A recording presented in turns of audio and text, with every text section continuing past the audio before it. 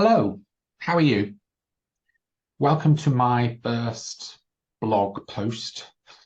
This will be a series of updates on my journey as CEO at SignHealth, working with my colleagues and our trustees on our work on equity, diversity, and inclusion, EDI. I'm being supported today by Catherine, our BSL interpreter, so you can choose to watch me, my spoken voice, SSE, or Catherine, who's using pure BSL. We have spent years thinking, talking, doing around EDI, but it feels increasingly urgent to me that we share some of the struggles and the successes that we are having as we make progress and move this work forward. SignHealth is an amazing organisation. I'm very, very proud to be the CEO. We are a health charity and we are working towards health equity for deaf people. We know that we experience poorer health than hearing people, and that there's no good reason for that. So we are determined to change it.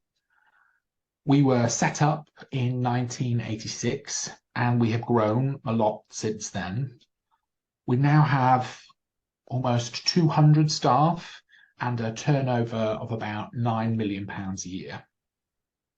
We provide a range of services, including social care, psychological therapy, and domestic abuse support. And that's delivered by deaf people to deaf people directly in British Sign Language. We work across England and we have sites in Leeds, Manchester, Birmingham, and London. And about half of us work from home, like me today. More than 75% of our staff are deaf people. And we think that we are one of the largest disabled people's organisations in the UK, in England, but we don't know. And we're possibly the only DPO that in the world that is focused specifically on health. One of the things that I'm learning as we think and talk more and more about the importance of EDI in our work is just how difficult this work can be.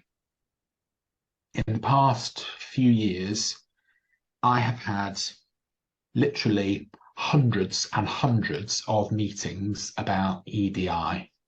My husband, who overhears some of my meetings as I'm working at home, he can't believe how much of my working week is made up of conversations that centre around anti-racism. But we still struggle to make progress. There's lots of reasons for that. We've had a pandemic, of course. We've had our fair share of staff turnover as well. Half of SignHealth board is new and joined us just recently this year, including our new chair, Sabina Iqbal. So there's always work to do to catch people up on their journey, on our journey, and also to see the work from their perspective at the same time. But it's important for me to remember also that everyone is on their own journey and going at a speed that is slower or faster than mine. So creating spaces where people can build trust and feel brave, safe is really important. But there's something more than that. This work is often described as uncomfortable, particularly by white people like me. But I also find it really, really frustrating. I was taught, mostly by watching other people, that leadership is about action, about changing things, about making decisions, about delivering results. But I'm learning that a lot of this work needs to be just about sitting in the mud of it all, just sitting.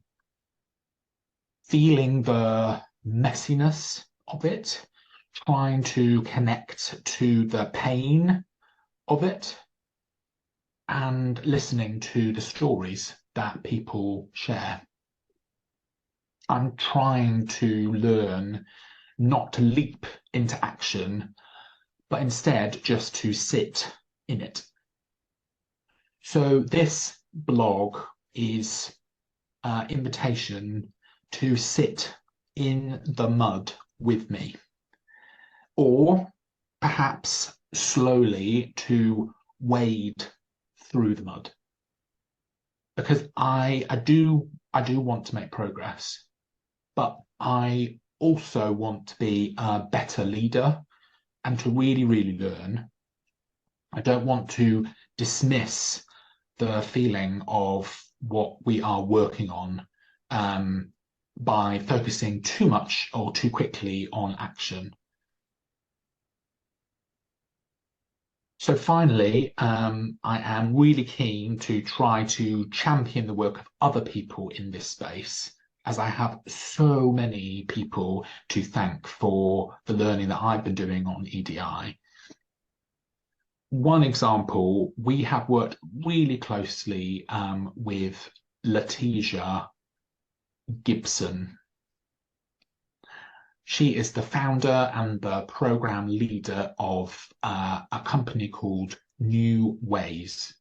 She has helped us in so many ways. It's really impossible for me to describe them here or to do them justice. But one thing that she has really taught me is, and that I'd really like to share, is that it is possible to be two things at the same time, or to hold two truths at the same time.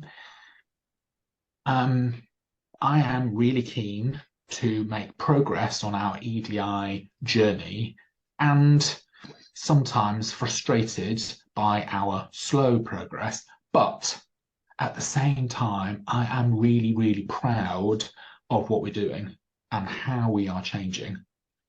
So thank you, Letitia, for helping me learn.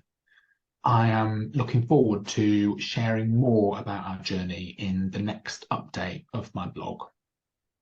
I'll be posting more about our journey, and in the meantime, please get in touch if you want to.